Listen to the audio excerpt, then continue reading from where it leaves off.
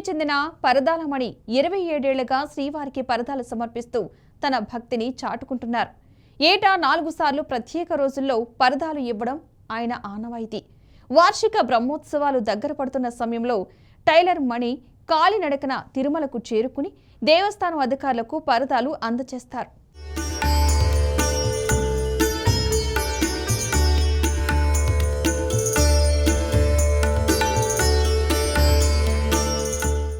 ఆయన తయారు చేసిన పరదాలు గర్భాలయం, రాములవారి మేడలో అలంకరిస్తారు.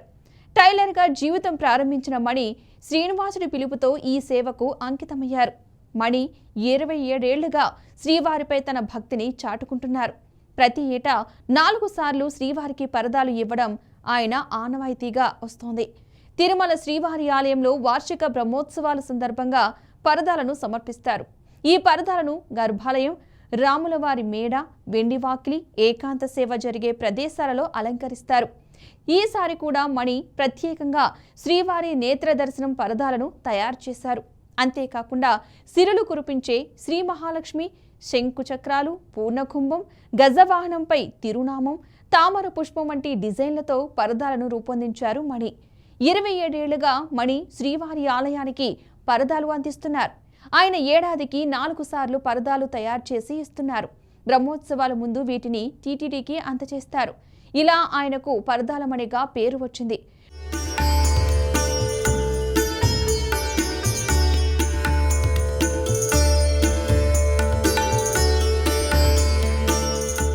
మణి తయారు చేసిన పరదాలు చాలా ప్రత్యేకమైనవి. గర్భగుడిలో జయ విజయ ద్వారపాలకుల దగ్గర ఈ పరదాలు ఉంటాయి. గరుడ వాహనంపై ఉన్న శ్రీ వెంకటేశ్వరుడు, కామధేను బొమ్మలు పరదాలపై ఉంటాయి. పైన శ్రీ పద్మావతి, లక్ష్మీదేవి అమ్మవార్ల బొమ్మలు కూడా ఉంటాయి. శ్రీవారి తిరునామం కూడా పరదాలపై ఉంటుంది. రాములవారి మెడలో శ్రీ లక్ష్మీదేవి అమ్మవారి ప్రతిమను అమర్చారు. ఐరావతం, శంకు చక్రాలు కూడా ఉన్నాయి. కులశేఖరపడి వద్ద పద్మావతి అమ్మవారు తిరునామం వచ్చేలా పరదాలను రూపొందించారు. అలా మణి ఎంతో భక్తితో స్వామివారికి పరదాలు సమర్పిస్తున్నారు. శ్రీవారి బ్రహ్మోత్సవాలు అతి త్వరలోనే ప్రారంభం కాబోతున్నాయి. అఖిలాండ కోటి బ్రహ్మాండ నాయకుడు తిరుమల వెంకటేశ్వర స్వామి బ్రహ్మోత్సవాలకి ప్రతిరోజు లక్షలాది మంది భక్తులు తిరుమలకు వస్తూ ఉంటారు. మరి ఆ స్వామివారి బ్రహ్మోత్సవాల సందర్భంగా ఈసారి మనం పరదాల మణి గారితో మనం మాట్లాడించే ప్రయత్నం చేస్తాం. ఎందుకంటే ఆలయం లోపల, ఆలయం గర్భాలయం లోపల స్వామివారు వెలిసినటువంటి ప్రాంతంలో పరదాలు అనేది చాలా పవిత్రంగా అంటే అక్కడ ఏర్పాటు చేస్తారు. ఆ పరదాలు ఏంటి, ఆ పరదాల చరిత్ర ఏంటి, మరి ఆ పరదాలు అంత అందంగా స్వామివారికి భక్తులకి మధ్యలో ఆ పరదాలు ఎందుకు ఏర్పాటు చేస్తారు, ఎవరు వాటిని ఏర్పాటు చేస్తారు, ఎట్లా కుడతారు, ఆ టైలరు ఆయన సామాన్య భక్తుడు స్వామివారికి సంబంధించి ముందుగా మనం తిరుపతిలోని ఆ పరదాల మణికి సంబంధించిన టైలర్ షాప్లో మనం ప్రస్తుతానుకున్నాం. మనం చూడొచ్చు అత్యంత అద్భుతంగా ప్రతి సంవత్సరం కూడా స్వామివారి బ్రహ్మోత్సవాలు వచ్చాయి అంటే చాలు, ప్రతి సంవత్సరము ఇట్లా ఉగాదికని బ్రహ్మోత్సవాలకి ఇట్లా ప్రతిసారి కూడా ఆయన రాత్రి మౌలు కష్టపడి ఈ పరదాలన్నీ కూడా కుట్టి టీటీడీకి ఇస్తూ ఉంటారు. మనం చూడొచ్చు కోట్లాది మంది భక్తులు, రోజుకు 1,00,000 మంది భక్తులు ఇట్లా స్వామివారి దర్శనానికి వస్తున్న తరుణంలో ఉదయం స్వామివారికి సంబంధించి సుప్రభాత సేవ నుంచి రాత్రి ఏకాంత సేవ వరకు ఎన్నో రకాల కైంకర్యాలు, ఎన్నో రకాల పూజా విధానాలు శ్రీవారికి జరుగుతూ ఉంటాయి. మరి ఆ సందర్భంగా గర్భాలయంలో ఈ పరదాలను అంటే ఆ కైంకర్యాలు కానీ ఆ సేవలు జరిగే సందర్భంలో ఈ పరదాలను ఏర్పాటు చేసి దాని తర్వాత ఆ సమయంలో స్వామివారికి ఎవరూ చూడకుండా స్వామివారికి ఆ కైంకర్యాలు, ఆ పూజా విధానాలు చేస్తూ ఉంటారు. మరి మనం తిరుపతిలో ఈ పరదాలకు సంబంధించి అసలు ఎన్ని పరదాలు కుడతారు, ప్రతి సంవత్సరం కూడా మనం చూడొచ్చు. ఆ పరదాల మణి గారు కూడా ఇక్కడే ఉన్నారు, మనం మాట్లాడించే ప్రయత్నం చేద్దాం.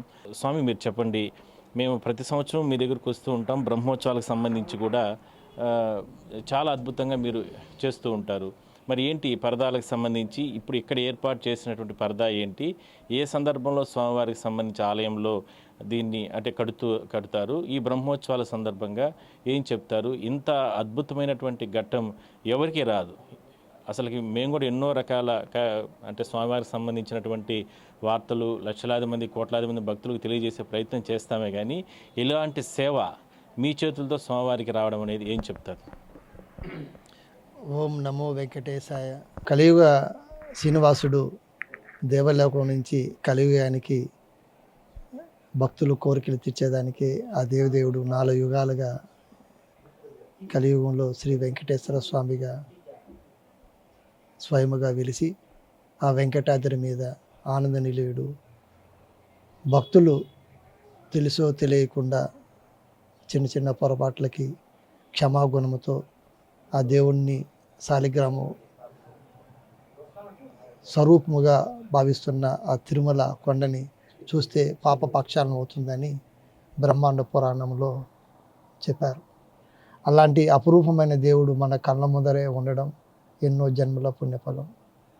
ఆ దేవదేవుడు ఈ కలియుగంలో వచ్చినాక తన ఇష్టసఖి 12 సంవత్సరాలు తపస్సు చేస్తాడు.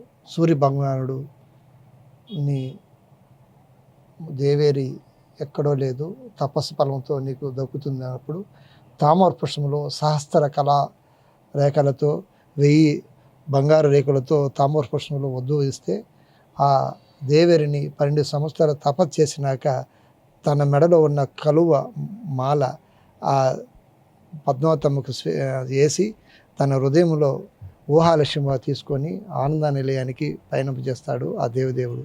అలాంటి పరిణోత్సవం ఘట్టము ఈసారి బంగారు వాకిల్లో వేయడం జరిగినది. ఎందుకు బ్రహ్మోత్సవాల్లో ఇంత అపురూపంగా పరదా చేయాలి సంకల్పం అంటే, ముక్కోటి దేవతలంతా కలిసి ఆ దేవదేవుడికి బ్రహ్మోత్సవం చేస్తానికి తరలి వస్తారు. తరలి వచ్చినాక చతుర్ముఖ బ్రహ్మతో పాటు సకల దేవతలంతా వస్తారు.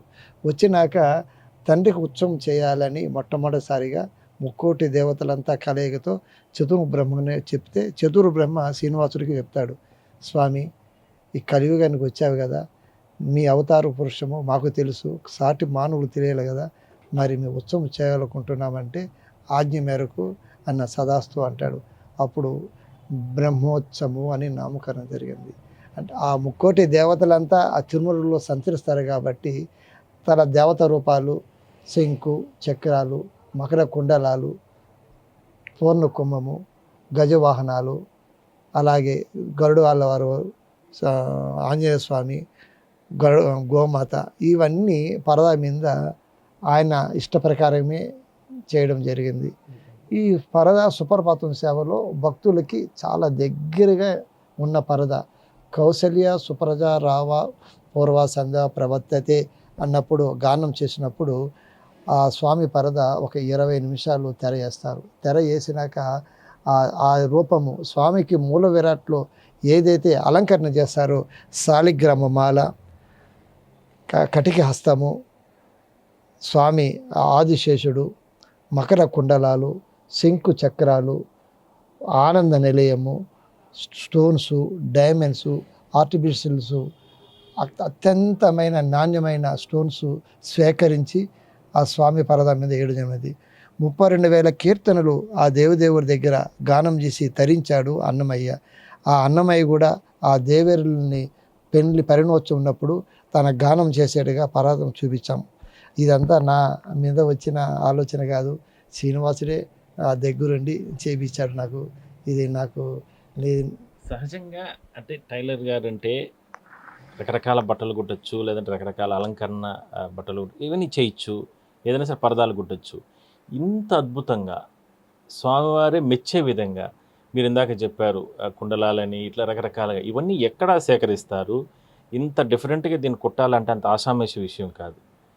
ఎంత సీనియర్ టైలర్ అయినా లేదంటే అది దైవ సంకల్పంగా ఆయన ప్రతినిధిగా అంటే ఆయన బిడ్డగా మిమ్మల్ని పంపించినట్టే తెలుస్తుంది ఈ సందర్భంగా. ఎందుకంటే భగవంతుడు ఆయన చెప్తూ ఉంటాడు, ఆయనకి సేవ చేసుకోవడానికి ఆయనే సృష్టిస్తాడు అని.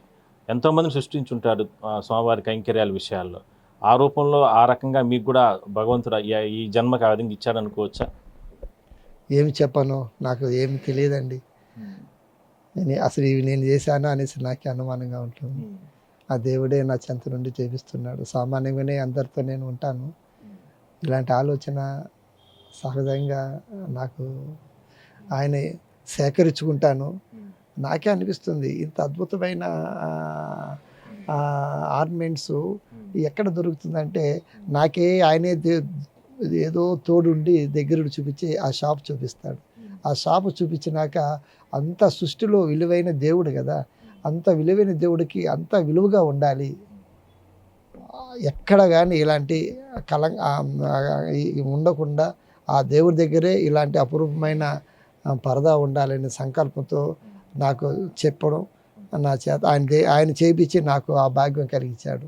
ఇది నాకే అనిపిస్తుంది, తండ్రి ఇది మీరు దగ్గరుండి చేయించి నాకు ఇలాంటి అపూర్వ భాగ్యం కలిగిస్తున్నావా తండ్రి అంటే అదొక పరిమళభరితమైన భాగ్యం కలిగింది. స్వామి మణిగారు, మీరు చెప్పండి, ఎన్ని సంవత్సరాలుగా మీరు స్వామివారికి అంటే టీటీడీ మీకు ఎట్లా అప్పుడు స్టార్టింగ్లో ఆహ్వానం పలికింది, ఎట్లా మీకు ఫస్ట్ ఈ అవకాశం వచ్చింది, ఎన్ని సంవత్సరాలకు స్వామివారికి ఇస్తున్నారు, ఇవన్నీ కూడా ఎక్కడి నుంచి సేకరిస్తారు, ఎవరైనా సహాయం చేస్తారా, లేదంటే మీ స్వయంగానే మీరే వీటన్నిటి సేకరించి ఈ రకంగా పరదాలు కుడతారా? సంవత్సరం ఎన్నిసార్లు స్వామివారికి ఇస్తారు? కలియుగ దైవం నా కన్న తండ్రి సర్వస్వం. నా వృత్తిలో తోడున్నాడు, నా ఆరోగ్యంలో, నా పనుల్లో, నా మాటల్లో నా వెంటనే నడిపించిన ఆది దేవుడు. అందరికీ దేవుడైతే నాకు మాత్రము కన్న తండ్రే.